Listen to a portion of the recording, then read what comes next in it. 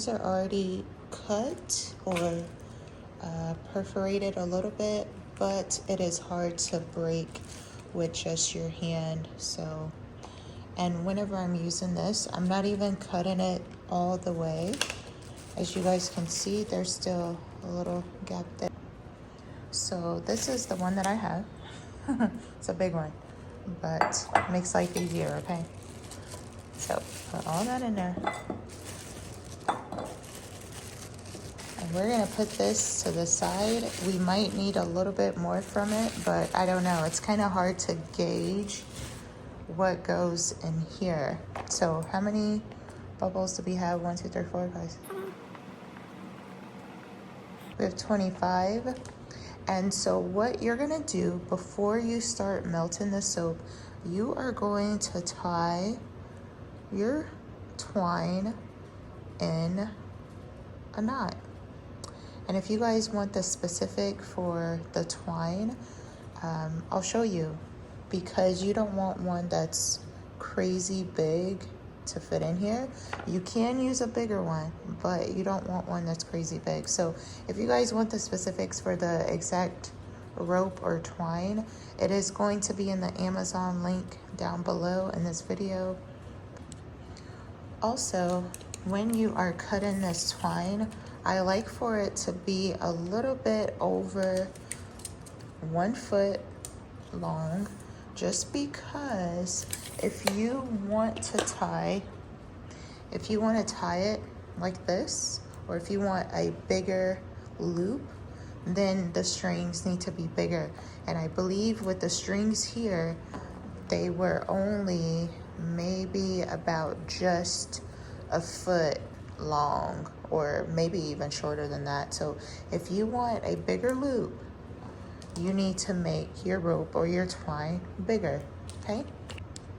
So before you start melting the soap, you're gonna separate this. We're gonna put this to the side right now, because this is the one where the liquid goes into, since it does not have the holes. So you set that aside. So now I'm using one of these. You're gonna use one at a time. I know it's a little bit tedious. Now, what side did I put these on? Oh, they were through here. Took me a second. I was like, wait a minute, I've done this before. Okay, so you are going to take whatever this is. I can't think right now. You guys, it's 5 o'clock in the morning. You're gonna pull through, or just like force it through, and then you pull through on the other end, and voila, there you have it, okay? So it's gonna look like this, okay? I'm gonna show you guys again. I promise it's not that difficult. And even if you have one of these, okay, you can still pull it through. Just use the pointier end. Grab that knot, pull it right through. Now you guys see why I use the smaller one. This can still work, and we're still gonna make it work.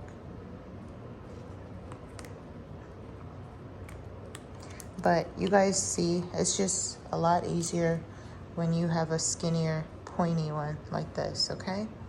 Now that I have all the rope looped through, it should look like this, okay? And you want to keep this about 1/2 inch, a little bit over 1/2 inch, but no more than 1 inch, okay? Because this is the part that's going to go inside of the grape to keep it from just like pulling through right away. That's why you have the knot. Hopefully that makes sense. And I group all of this rope together, and I just like to tie it like this, just to kind of keep it out of the way. So it looks like that. Since I'm doing 2 batches, I'm going to pull through more thread. And this one, I think this is probably the part of this project that makes it a little bit lengthier, is just pulling the rope through the ice thing. I'll show you guys again, just so you can see how I do it. I grab the knot. I want you guys to really see this. Oh, okay, so I grab the knot,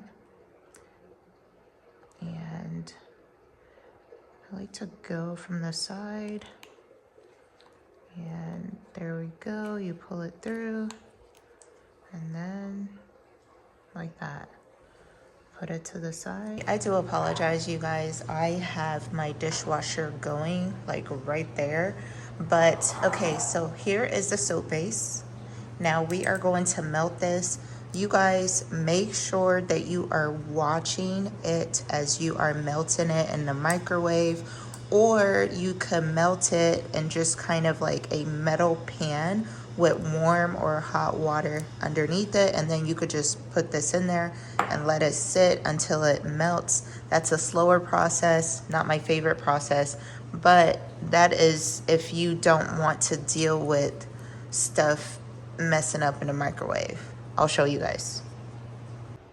Okay, so we're hitting the microwave. I'm gonna start off with 1 minute increment and then 30-minute or 30-second intervals after that. Starting off with 1 minute. Okay, so this is actually after 1 minute, and I think I'm just gonna let the rest of it melt. I might do 15 seconds, but yeah. And I'm actually going to add a little bit more soap to this. Okay, again, I do apologize for the dishwasher sound. You also do want to have a hand towel readily available. This is just like my cleaning towel. But so here we have the semi-melted product. You want to use one of these wooden spatula things. And we're gonna melt. And this was after 1 minute and 30 seconds of melting. So I'm probably going to hit it for another 20 to 30 seconds just because I need this to be fully in liquid form so that, you know, I have enough time to add in the essential oil and the coloring. And this is optional. You guys do not have to, but I'm also adding in the scent.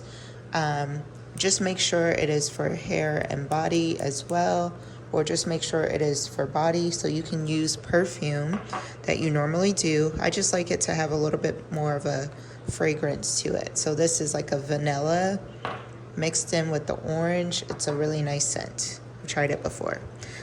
So I added about 4 more cubes of the soap block. So if you have this one, I added just literally 4 of those more cubes. And now we're gonna do this for, or heat it up for like 30 more seconds and see if it's semi-melted. But I might just end up doing a full minute because we still have to have it in liquid form for us to put it in here. And I'm just gonna do 2 droplets of this. That's really all that you need, because look.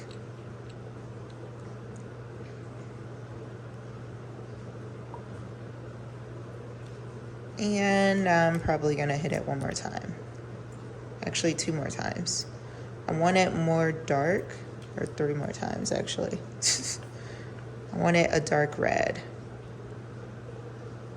So the more you use, the more dark it'll be. Hopefully I'm making sense. So I'm actually gonna use more.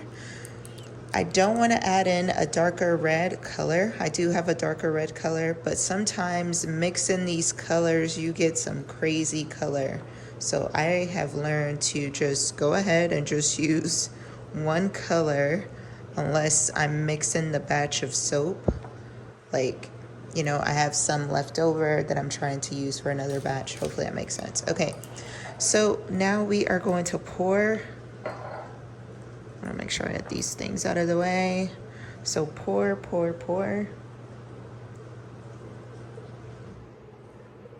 So when you pour this, you want to make sure that it hits a certain level. Okay. You're gonna hit about the halfway mark on the rim there. I know it probably does not make sense right away, but hopefully it will make sense. So, forgot to put this plastic down.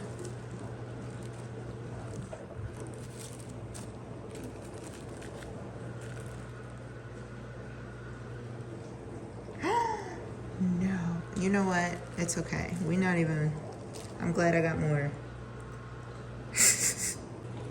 So now we are done with batch number 1. This is how much we have left. I don't know if you guys can see that, but barely any, okay? So in this predicament, I will use the remainder. So this is how the soap bar comes again. And so we still have 4 cubes left from the other one. We have our second mixture. I'm just gonna use the same thing, it doesn't matter. So same process, I'm using the same scent. This batch is going out together.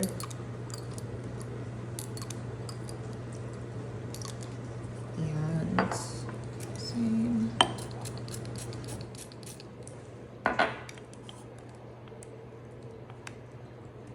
And now the color that we are using for this one is just purple.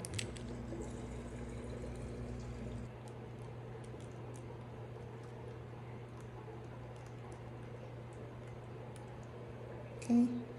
And some people do spray alcohol in this thing to keep it from bubbling. I don't know how true that is, but look, we just gonna do this the way that I know how.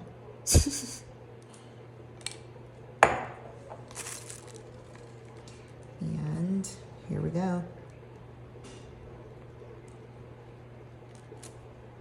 Just slowly.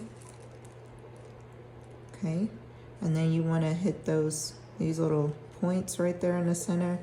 I always press down on them. And then you just, even if some spills out, it's okay. But you just want to make sure that that is all in there. And then last tap. I think we're good. So we're just gonna let this sit here. And you guys, you can, again, put it in the fridge for a couple of hours. I really just like it to sit out until the end of the day. Like, I'm not in a big old rush, so yeah. And then when we come back, I'll show you guys how to tie it in the twine thing as best as I know how, okay? It's not perfect, but it does the trick.